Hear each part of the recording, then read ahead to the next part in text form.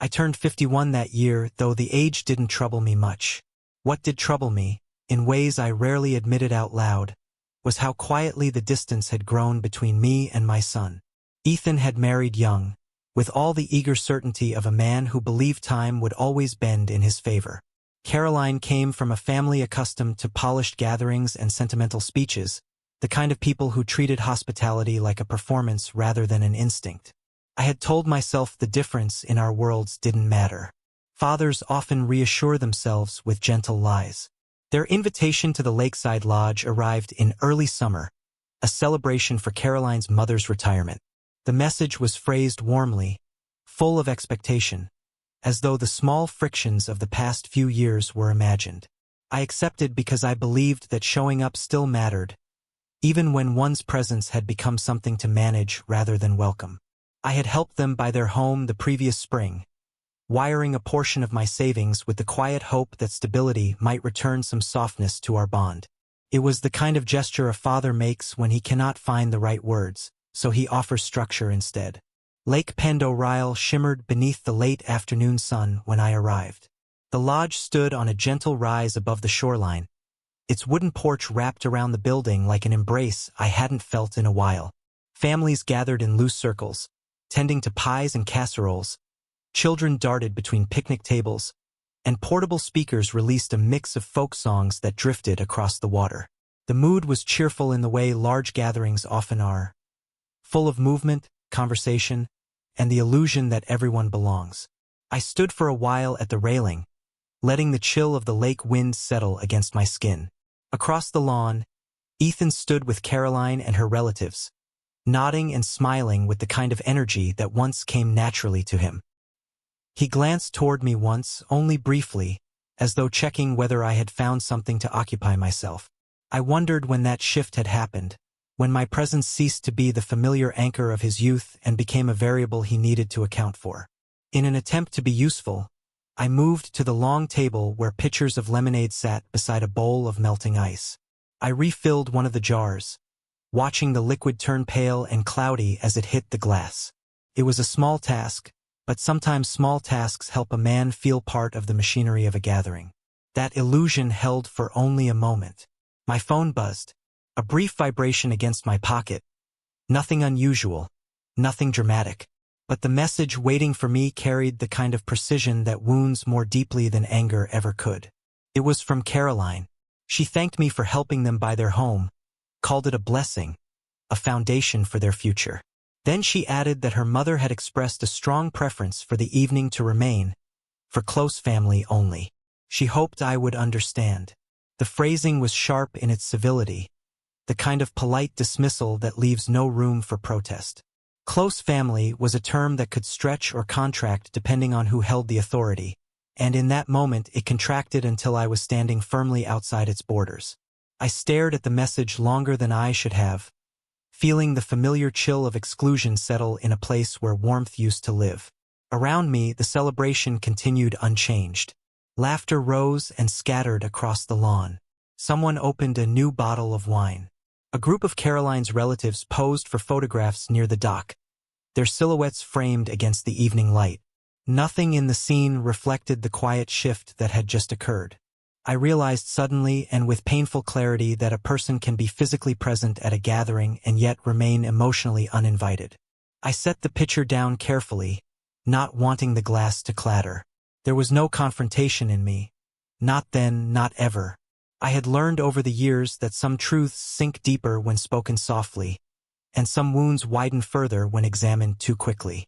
Instead, I walked toward the parking area with measured steps, the gravel crunching beneath my shoes. It was a simple exit, unnoticed by the crowd, absorbed by the noise of celebration. At my truck, I paused with my hand on the door handle. A man does not often feel the exact moment a boundary is drawn around him, but I felt this one. It was thin, polite, and absolute. My generosity had extended a hand, and in return I had been offered distance wrapped in courtesy. I sat behind the wheel for a long minute, the sky dimming above the treeline, listening to the last notes of music dissolve into the wind. As I drove away, the reflection of the lake caught briefly in my side mirror, flickering like a memory. I understood, finally, that belonging is not lost in a single moment. It erodes slowly, through small omissions and polite exclusions, until one day a man realizes he has been standing at the edges for far longer than he knew. It was not anger I felt. It was something quieter, heavier, shaped like truth. In the weeks that followed the lakeside gathering, something in me shifted, not abruptly, but with the slow certainty of a door that had long been loosening from its hinges. A man reaches a point where he can no longer pretend that distance is accidental. Silence has a way of collecting evidence whether you seek it or not. Ethan's home, once a place where I used to drop by unannounced with groceries or a tool he needed to borrow, began to feel like a structure shrinking away from me. Invitations grew sparse. The language, when it came, changed subtly at first. Phrases dressed in politeness but trimmed of warmth. Caroline was usually the one who wrote, often from Ethan's phone, as though his voice needed filtering. She would send messages explaining that her parents were resting, that the week had become too busy, that she didn't want to overwhelm the children with too many visitors. Each message arrived with cheerful punctuation, but the cheer never reached me. It was a gate built from soft words. I told myself not to take it personally. People build their own routines after marriage. Families merge, boundaries shift. But boundaries are one thing. Barriers are another. I tried calling Ethan directly, hoping to bypass whatever distance had grown. The phone would ring twice, then stop. Hours later, sometimes days, a brief message would appear, always in the same voice that wasn't quite his. It would contain explanations that felt too rounded, too curated, as though designed to smooth over something that had already hardened beneath the surface. I chastised myself for noticing these details. Grief from losing my brother the previous year had left me raw in places people couldn't see. I assumed I was misreading normal family dynamics. I reminded myself that young couples need space, that I had been a father for long enough to understand that attention shifts as life expands. But reassurance built on excuses never settles comfortably. It rattles in the quiet moments. The small losses accumulated. The weekly breakfasts Ethan and I used to share, the ones that began during his college years when he'd come home exhausted and hungry, drifted out of our schedule without either of us acknowledging their disappearance. Errands we once did together became tasks he completed alone, or with Caroline, or with her father when he was in town. The easy, unplanned moments, the kinds that make family feel less like an obligation and more like a rhythm, faded until I no longer recognized their absence as sudden. It was simply an absence that had grown roots. Holidays became the clearest marker of how far I had slipped from the center of Ethan's life. When Thanksgiving approached, I asked out of habit what their plans were, expecting at least a portion of the day to be shared. Ethan spoke carefully, almost avoiding my eyes, saying her family had already arranged a large gathering and the table was full this year. The phrase echoed Caroline's earlier message from the lodge, and something in its neatness unsettled me. Full. As if seats at a table, created, funded, and maintained by generations of shared life, could simply be declared occupied without consideration of the people who built them. I tried to remain gracious. I told myself not every father is woven tightly into his son's new home. I had been fortunate for many years, and perhaps this was simply the balance of time taking its due. But beneath that rational explanation lived a quieter truth. I knew what drifting looked like. I had seen it in other families, felt its shadow after my brother died, sensed how easily people retreat when grief teaches them that closeness carries weight. In early winter, I stopped by Ethan's house unannounced. I had a set of tools to return from a project he never finished. The lights were on. Cars filled the driveway. Laughter carried through the open kitchen window. The sound was familiar, but it didn't belong to me. I stood by the walkway for a moment, debating whether to knock. No one saw me, and I realized strangely that it might be easier that way. I placed the tools quietly on the porch and turned back toward my truck. As I walked down the steps, I heard Caroline's voice call out from inside, just a brief note of amusement, and then the room erupted into laughter. None of it had anything to do with me, yet it was the familiarity of their joy that stung, the ease with which the house held warmth that no longer extended outward. People often say loneliness appears in empty rooms. But I've learned that loneliness sharpens most in rooms where you are present but unnecessary. By January, I noticed a pattern. Whenever I initiated contact, the reply came through Caroline's voice. Whenever Ethan contacted me, the message was logistical. Reminders about insurance policies, property tax dates, or requests for documents related to the house I had helped them buy. The emotional tether between us had thinned to a string of transactions. It was not hostility. Hostility has texture. This was smoother, quieter, harder to grasp. Polite erosion. I began attending dinners with colleagues more often, not because I enjoyed their company more, but because sitting alone in my own kitchen felt heavier in the absence of the son who used to fill the space without invitation. The hum of conversation at those dinners gave me something to anchor myself to, even if it wasn't family. Spring arrived slowly. Snow retreated from the roads. The pine needles brightened. Life carried on, indifferent to the shifts occurring in the quieter corners of my days. I had accepted, or thought I had, that the dynamic between Ethan and me had changed. People grow. Families reshape. Children become adults who build new centers of gravity. But acceptance is a fragile thing. It holds until evidence proves it premature. And that evidence found me in a way I never expected, not through a conversation, not through an argument, but through a subtle shift in paperwork that revealed something far colder than emotional distance. It was the first sign that what I had interpreted as drifting affection was, in fact, the early outline of something far more deliberate. Something with teeth. I had grown accustomed to emotional distance, but financial intrusion has a different weight. It does not drift quietly through unreturned calls or softened invitations. It announces itself in the uncompromising language of documents, signatures, dates, authorizations, things that do not bend to interpretation. In that sense, the truth arrived with a kind of clarity I could no longer ignore. It began on a Tuesday morning in late March. My accountant, a man who had been with me through the purchase of 2 homes and my brother's estate matters, called and asked if I had approved new maintenance authorizations for Ethan's property. His tone was measured, almost casual, but underneath it ran a thread of concern I couldn't quite place. I told him I hadn't approved anything. I hadn't been asked to. He emailed the documents for my review. They were crisp, recently filed, formatted in language meant to appear routine. Yet mixed among the expected items, insurance renewals, minor repair notations, were additions that did not belong. Transfers of responsibility, adjusted liability clauses, automatic maintenance authorizations that expanded my obligations without my knowledge. A signature that resembled mine enough to pass a cursory glance, but not nearly enough to fool someone who had watched my hand sign contracts for decades. I opened each PDF slowly, letting the truth settle as I scrolled. What I found was not a single error but a pattern. One carefully built, subtle enough to assume I wouldn't examine it closely. And perhaps under other circumstances I wouldn't have. Trust makes people negligent. Generosity makes them predictable. As I read through the pages, the emotional distance of the past year realigned itself. This wasn't miscommunication.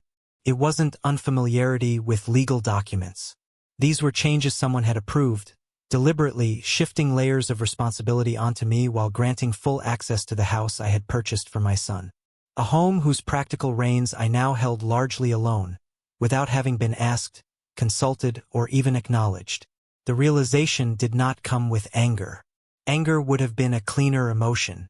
What washed over me instead was a slow, steady quiet, a kind of internal dimming, as though every suspicion I'd tried to dismiss had finally found its proof. I set my glasses down and looked at the papers again. There was no room for misunderstanding. What had happened was intentional. In the past, I might have called Ethan immediately. I might have asked for clarification, assumed there was a perfectly reasonable explanation. But too many polite dismissals had accumulated. Too many boundaries had been redrawn without my participation. I no longer believed in easy misunderstandings. Instead, I sat in my kitchen, staring at the steam lifting from a cup of coffee I had forgotten to drink, replaying the last year in my mind with the sharpness of hindsight. I thought about how every communication regarding the house had come from Caroline's direction. How Ethan, the boy who once asked my advice on everything from toolboxes to tax forms, had begun speaking through her voice rather than his own. How every financial discussion had subtly, almost imperceptibly, shifted from shared decision-making to requests presented as predetermined outcomes. Small omissions had become a structure. A structure had become a plan. Later that afternoon, I drove to the neighborhood where Ethan lived. Their house stood exactly as I had built it in my mind when I wrote the check to make it theirs. Modest, orderly, with a porch light that always seemed to glow even in daylight. I parked across the street and remained in my truck, watching the home from behind the safety of tinted glass. Nothing looked unusual. A delivery truck paused briefly at the curb. A neighbor walked her dog. Bird feeders swayed from porch hooks. Yet beneath that surface calm lay decisions that had been made without me. Decisions that affected me more than anyone else involved. I stayed long enough to see Ethan return from work. He walked inside without hesitation, without looking around, without noticing the car parked across the street. There was no reason he would. I had taught him all his life that I was steady, predictable, available. Fathers become fixtures without realizing it. Reliable enough to overlook, permanent enough to assume. As I watched him disappear into the home I had paid for, I felt a quiet truth settle over me. I had mistaken generosity for connection. I had believed that providing stability would strengthen our bond, when in reality it had made me easier to sideline. The house had not drawn us closer. It had become a tool in someone else's strategy. Back home, I reviewed the documents again, this time with a pen in hand. I marked every questionable change, every unexplained authorization, every signature that bore too much resemblance to mine. The marks formed a map of something calculated, an erosion carried out politely, quietly, under the guise of family efficiency. It wasn't the size of the violation that struck me, it was its subtlety. People sometimes imagine betrayal as a loud event, a confrontation, a broken door, raised voices. But more often it is administrative, small signatures, gentle omissions, decisions made in rooms where your chair has slowly been moved farther from the table. I closed the folder and turned off the kitchen light. The house fell into darkness, except for the faint glow of the documents still open on my screen. I left them there, knowing I would return to them with a different kind of attention. A man who has been dismissed emotionally can still choose patience. A man who has been dismissed financially must choose something else. Clarity. The emotional distance had been painful, yes, but this violation on paper was undeniable. And I no longer believed that passively waiting for apology or explanation would restore what had been quietly taken from me.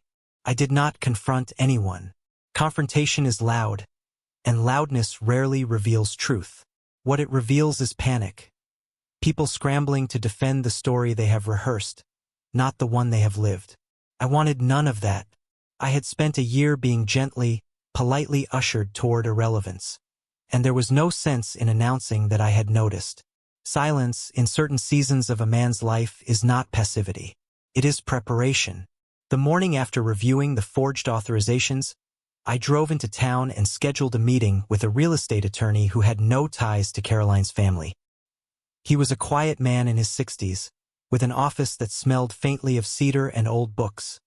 Someone who had handled enough estate conflicts to recognize the tremor beneath polite paperwork. I handed him the folder. He read through every page with deliberate care, pausing only to mark a few passages with a pencil. When he finished, he closed the folder gently, the way a doctor closes a chart when the diagnosis is already certain. His recommendation was simple. Secure my position before my generosity became a liability. Not through confrontation, not through accusations, through structure, through protection, through the same quiet channels that had been used against me. So I began a process that few noticed and none questioned. I purchased a small house across the street from Ethan's. Modest, plain, with a porch that faced directly toward the home I had originally bought for him. I did not purchase it to live in. I purchased it to reposition the terrain, to be closer to the property I still legally controlled, and to ensure that the financial boundaries I set could not be bypassed again. People asked whether I was preparing for retirement or looking to downsize. I told them yes. People rarely question an older man seeking simplicity. No one asked why I chose that particular street, that particular vantage point. Nobody imagined the quiet edges of strategy forming inside me, built not from anger but from something steadier. The need to restore the balance that had been taken. From that porch I could see everything. The front windows. The lawn I once helped Ethan seed. The garden Caroline had expanded each spring with money she assumed came freely from me. Their porch lights turning on at dusk. Their gatherings that grew more lively in my absence. The life I had expected to be part of, now unfolding at a distance measurable not in feet but in invitation. While they built their routines, I restructured the legal framework that supported them. My attorney drafted a revised deed for the house, one that clarified ownership with absolute precision. I froze access to any new loans, liens, or alterations. No renovations could be approved without my consent. No refinancing. No title transfers. No structural changes. Nothing could happen without passing through me. I updated insurance records and tax documentation, placing everything under my name alone, secured with a series of alerts that would notify me of any attempt to alter or access them. The motions were small, administrative, quiet, but each was a weight placed back onto the correct scale. For months, no one noticed. Their lives went on undisturbed. Ethan assumed the house remained a shared project in spirit, something he and Caroline could adjust as their needs evolved. Caroline assumed she still operated under the same latitude she had enjoyed since marriage, making decisions behind the scenes, determining which relatives stayed where, managing holidays like a stage production in which she assigned every role. But the gravity had shifted. Not visibly, not yet, quietly beneath the floorboards of their assumptions. During that time, I learned the discipline of observation. I watched the patterns of cars arriving, lights turning on, guests entering, laughter spilling out through open windows. I listened to the muffled cheer of gatherings I no longer attended. I traced the rhythm of their days from across the street in my second home, drinking coffee on the porch each morning as though the view was simply pleasant rather than purposeful. Oddly enough, the silence brought a kind of steadiness I had not felt in years. When a man stops fighting for access to spaces where he is not wanted, he recovers something of himself. I realized, sitting on that plain wooden porch, that exclusion had taken much from me, but clarity had given something back. My proximity unsettled no one because no one considered it meaningful. They believed distance was my natural state, that I was slowly stepping back into the role of the aging father, grateful, quiet, unobtrusive. They could not imagine I was preparing the soil beneath them, firming the ground, redrawing the outline of what they thought they controlled. Spring ripened into summer.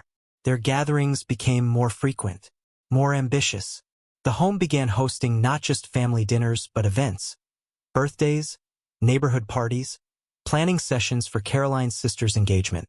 I remained across the street, steady and silent, watching the house I had purchased become the backdrop for a life that seemed to thrive without any acknowledgement of the foundation I had provided. But foundations are not ornamental. They hold weight, and the weight eventually must be accounted for. The more I observed, the more convinced I became that quiet action, not confrontation, was the only path that preserved both dignity and truth. To confront them would be to invite excuses, explanations, wounded expressions rehearsed for moments exactly like that. But to act silently, structurally, legally, that was different. That did not provoke. Corrected. By late summer, the legal restructuring was complete. Their access to the property was unchanged in daily life but entirely sealed in every meaningful way. They could live in the home, but they could not touch its bones. They could not leverage it, alter it, or use it for anything beyond what I had originally intended. They remained unaware as I intended. It wasn't revenge. Revenge is noisy and demands recognition. What I sought was equilibrium, the restoration of something that had been taken with quiet hands. And so I waited, knowing that sooner or later, someone would attempt to exercise authority they no longer held. When they did, the truth would reveal itself without me raising my voice, without me stepping into the scene at all. That moment arrived sooner than I expected. And it arrived publicly. The moment arrived not with shouting or accusation, but through the calm machinery of administration, the kind of frictionless interruption that reveals itself only when someone tries to exercise a power they no longer possess. Caroline's family had been preparing another celebration, this time for her sister's engagement. They had chosen Ethan's house as the venue, assuming its size, location, and charm made it the natural centerpiece for their gathering. No one questioned the choice. They believed the home was theirs to orchestrate, just as they had orchestrated every holiday, dinner, and event since the wedding. The preparations began early. Cars lined the street, decorations arrived in oversized cardboard boxes, and a handful of relatives hammered stakes into the ground for temporary lighting. I watched the activity from the porch of my house across the street, sipping coffee, noting the choreography of their movements, the confidence, the ease, the unchecked presumption of ownership. I felt no bitterness. There are moments in life when a person stops asking why something happened and begins watching how it unfolds. This was one of those moments. 2 days before the engagement party, a contractor's truck pulled into their driveway. A man stepped out with blueprints tucked under his arm.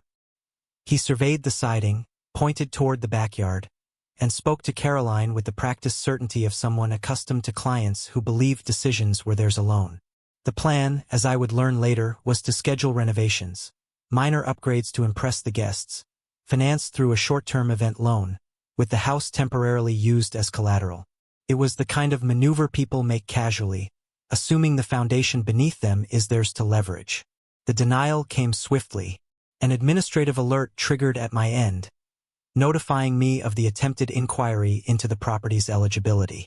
The system blocked the request automatically, citing lack of ownership authority, restricted transfer conditions, and insufficient legal standing.